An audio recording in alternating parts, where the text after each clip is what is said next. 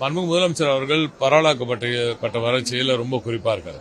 அதுவும் எல்லாமே நம்ம தமிழ்நாடு தான் இருக்க இந்தியாவிலேயே மோஸ்ட் அர்பனைஸ் ஸ்டேட். எல்லா பகுதிகளும் நகரமயமாக்கப்பட்டு எல்லா பகுதிகளும் நகரமயமாக்கப்பட்டு எல்லா இடத்துலையும் வளர்ச்சியை கொண்டு போய் சேர்த்து கொண்டிருக்கிறார் மாண்புமிகு முதலமைச்சர் அவர்கள்.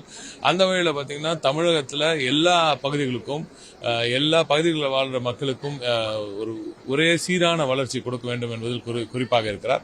எனவே தான் இப்போ நீங்கள் கேட்குற மாதிரி சென்னையை சுற்றி மட்டும் இல்லை, இனிமேல் தமிழ்நாட்டுக்கு எல்லா பகுதிகளுக்கும் வளர்ச்சியை கொண்டு போய் சேர்க்கணுன்றது தான் மாண்புமிகு முதலமைச்சரோட எண்ண ஓட்டங்கள்.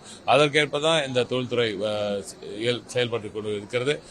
அந்த நோக்கத்துடன் தான் நீங்க பாத்தீங்கன்னா கூட இன்னைக்கு வந்த மிகப்பெரிய ஒரு இன்வெஸ்டர்ஸ் எல்லாம் பாத்தீங்கன்னா குறிப்பா இந்த வின்ஃபாஸ்ட் எல்லாம் உலகத்துக்கு மிகப்பெரிய இவி மேனுஃபேக்சரர் பேட்டரி மேனுஃபேக்சரிங் நடக்கும் போது அது எல்லாம் நேரம் கொண்டு போய் 16,000 கோடிக்கான இன்வெஸ்ட்மெண்ட் தூத்துக்குடிக்கு கிடைத்திருக்கிறது. இதெல்லாம் மன்மு முதலமைச்சர் அவர்களின் அந்த முனைப்புடன் அவர் செயல்பட்ட அந்த காரணத்தினால்தான் இப்படிப்பட்ட திட்டங்கள் எல்லாம் தமிழகத்துக்கு வந்து கொண்டிருக்கிறது. தமிழகத்தின் அனைத்து பகுதிகளுக்கும் இந்த வளர்ச்சி கிடைக்கும். இன்னையோட டபுள் மடங்கு அதிகமாக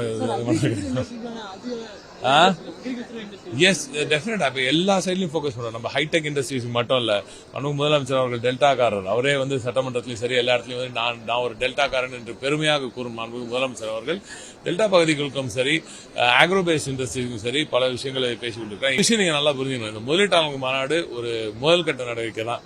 இது வந்து எப்படி உண்மையாக ஒரு முதலீட்டாளர்கள் மாநாடை எப்படி நடத்த வேண்டும் என்பதை எடுத்து காட்டியிருக்கிறார் முதலமைச்சர் அவர்கள்.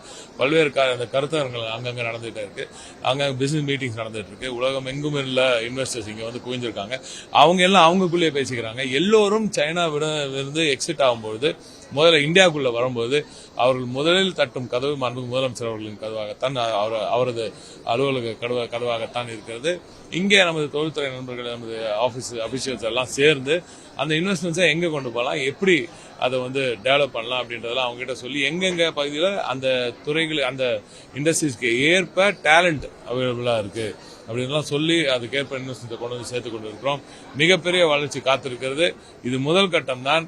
இதுவே நீங்க எல்லாம் எதிர்பார்க்கறதோட மிகப்பெரிய அளவுக்கு முதலீடுகள் வரப்போகின்றன. இன்னும் தொடர்ந்து இன்னும் இந்த மாதத்திலிருந்து கூட இன்னும் நிறைய பேச்சுவார்த்தைகள் இன்னும் போயிட்டு தான் இருக்கு. தொடர்ந்து இன்னும் நிறைய வளர்ச்சி திட்டங்கள் நீங்க பாப்பீங்க. செய்திகளை உடனுக்குடனும் துல்லியமாகவும் தெரிந்து கொள்ள சப்ஸ்கிரைப் பண்ணுங்க.